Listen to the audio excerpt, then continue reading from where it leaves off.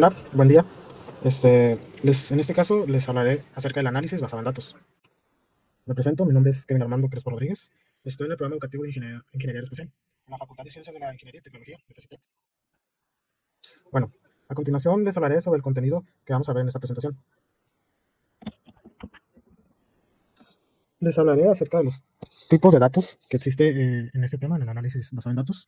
Además, tocaremos el tema del flujo de trabajo de la ciencia de datos, algunas etapas de la ciencia de datos, las técnicas de recopilación para estos, los formatos en los que se puede presentar esos datos, el almacenamiento y además aspectos éticos al almacenar datos. Verán, de forma general, podemos introducir este tema con el concepto de procesamiento y análisis de datos, el cual consiste en recolectar datos en bruto o en masa para poder transformarlos en información que se puede entender, ya sea visualmente, como gráficas, tablas, documentos, etc. Además, dicha información pasa de una computadora a manos de un empleado, el cual usará esos datos según sus necesidades o según el trabajo que requiera. En la actualidad, el análisis de datos es una herramienta muy importante para poder tomar decisiones en diferentes ámbitos, laborales, personales o en diferentes áreas, ya sean empresariales, académicos, científicos. La capacidad para poder recopilar, procesar y analizar cierta cantidad o gran cantidad de información nos permite identificar patrones, generar conocimientos y sobre todo fundamentar estrategias con base en la evidencia que nos proporciona estos datos. Esta presentación tiene como un objetivo específico explorar los aspectos importantes del análisis basado en datos. Todo esto para poder responder a las siguientes preguntas, como lo son, ¿cuáles son los tipos de datos que existen? ¿Cuáles son las etapas principales? ¿De qué manera se puede recopilar? Y sobre todo dando un enfoque ético para responder la pregunta, ¿cuáles son los aspectos éticos que debemos considerar al momento de almacenar datos? Iniciamos con los tipos de datos que existen. Por un lado tenemos los datos estructurados, los cuales siguen un modelo definido y específico para poder almacenarnos en campos fijos dentro de registros y que nos facilitan su organización, ya sea en tablas de base de datos o en archivos Excel. En su contraparte tenemos datos no estructurados, los cuales no siguen un modelo fijo, ya que su contenido varía según el contexto en el que estemos trabajando. Un ejemplo puede ser un correo electrónico. De este tipo de datos no estructurados, se puede subdividir o se puede desfasar a un lenguaje natural, que es nuestro siguiente tipo de datos. El lenguaje natural es un dato no estructurado, el cual es muy ambiguo. Su procesamiento requiere técnicas avanzadas de ciencia de datos y lingüística. También tenemos los datos generados por máquinas, las cuales es información que se crea automáticamente por computadoras, por ciertos procesos, por aplicaciones o cualquier otra máquina donde no tenga intervención por mano humana. También tenemos los datos basados en gráficos. Estos modelan relaciones entre objetos mediante estructuras de nodos, bordes, vértices, para los cuales nos son útiles para representar redes sociales, analizar métricas. Por último, tenemos los datos de tipo audio, video e imágenes. Son datos más gráficos, más visuales, los cuales presentan desafíos para la ciencia de datos, ya que el procesarlos requiere técnicas avanzadas como el deep learning para poder tener un reconocimiento y un análisis en tiempo real. Tenemos ahora el flujo de trabajo de la ciencia de datos. De manera general y sencilla, podemos decir que el flujo de trabajo de la ciencia de datos es un proceso estructurado que guía la extracción o la obtención de conocimiento a partir de los datos. Abarca tanto la recopilación, la limpieza, hasta el modelado y la interpretación de los resultados, el cual es pues, el fin de todo esto. Dentro de este flujo de trabajo se alberga un trayecto, un camino, el cual se tiene que llevar a cabo para el procesamiento y el análisis de esos datos. No siempre es lineal, pero también puede requerir iteraciones para mejorar la calidad de los resultados. Este flujo se puede constatar de la definición del problema, la recopilación de datos, la preparación y limpieza, además de la exploración, análisis, modelado y entrenamiento en caso de ser requerido, para finalmente llegar a una evaluación y la validación de la información que nos dan al inicio. Ahora tenemos las etapas de la ciencia de los datos. Tenemos en general 6 etapas. A continuación les presentaré las primeras 3, donde iniciamos con una recopilación de datos. Aquí debemos obtener datos de fuentes disponibles, ya sea almacenes de datos, data lakes, para poder asegurarnos de que sean actuales y de calidad. La siguiente etapa es la preparación de datos. Implica organizar, detectar errores y eliminar información redundante, lo que también puede ser incompleta para seleccionar los datos relevantes. La siguiente etapa es la introducción de datos. Los datos que vamos a seleccionar se traducen a un formato que se pueda comprender y entender fácilmente. Se envían sus destinos, como CRMS o almacenes de datos, para ser preprocesados. La cuarta etapa puede ser el procesamiento o también la limpieza de datos. Estos datos obtenidos se optimizan y se preparan utilizando algoritmos y machine learning, permitiendo que la computadora que los procese aprenda de estos datos para realizar los análisis y diagnósticos que necesitemos. La siguiente etapa es la interpretación de datos. Los datos procesados se presentan en formatos claros, como se hizo en la etapa anterior, ya sean gráficas, tablas, etcétera, para poder facilitar la toma de decisiones y tener una mejor producción. Y finalmente tenemos el almacenamiento de datos, donde la información que resulta de todo esto se guarda para su uso futuro, garantizando que se cumpla con las normativas de protección de datos, de la cual hablaremos más adelante. En nuestro punto número 4 tenemos las técnicas de recopilación de datos. Una de las técnicas de las que hablaremos aquí será la recolección manual de datos. Estos métodos requieren intervención humana y suelen aplicarse en estudios cualitativos o estructurados. 3 tipos de estos datos pueden ser tanto encuestas y cuestionarios, ya sea en herramientas como Google Forms, SurveyMonkey, entrevistas, donde recolectamos información detallada sobre opiniones y experiencias, y también tenemos observaciones directas, las cuales se usa en estudios de comportamiento o análisis de mercado. Otra técnica es la extracción autorizada de datos.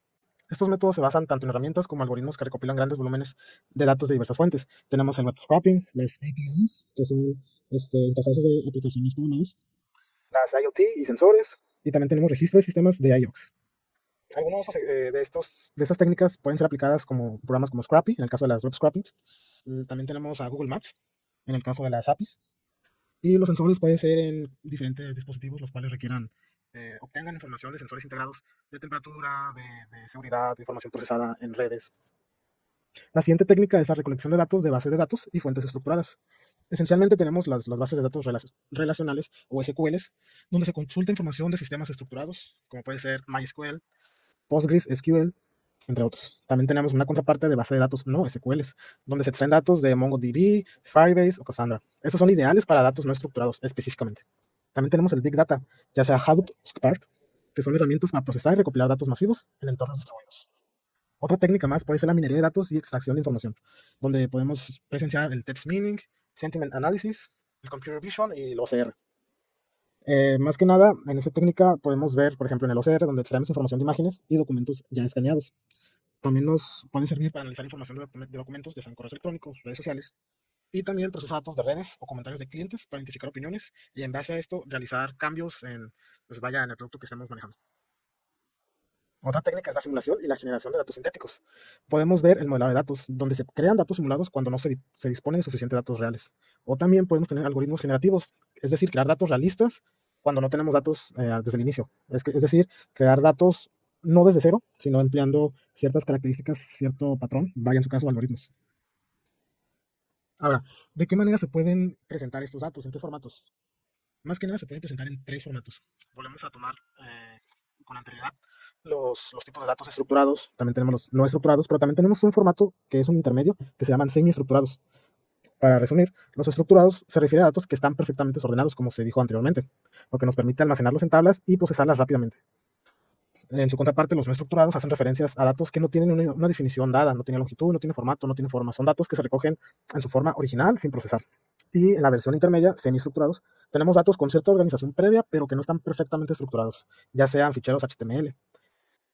Aquí podemos ver algunas ventajas y desventajas de cada uno de su tipo, ya sean en los estructurados, que son fáciles de leer, tienen alto rendimiento en consultas y son compatibles con esquemas y son eficientes en espacios. En los semiestructurados son flexibles, ampliamente soportados, son compactos y rápidos, pero son menos eficientes en almacenamientos y velocidad de lectura que formatos binarios. En los no estructurados son difíciles de procesar sin inteligencias artificiales o herramientas especiales para ese tipo de datos, pero también son fáciles de almacenar y procesar en sistemas simples. Ahora hablaremos acerca del almacenamiento de datos. El almacenamiento de datos es un componente muy importante en el análisis basado en datos, ya que nos permite gestionar, procesar y acceder a la información de una manera eficaz. Al elegir el sistema de almacenamiento, esto dependerá del tipo de datos, el volumen que tengamos, la velocidad que queramos acceder y sobre todo requisitos analíticos. Podemos clasificar el almacenamiento de datos de una manera de 5 tipos, vaya. En primer lugar tenemos base de datos relacionales, los SQLs, de los cuales ya hablamos.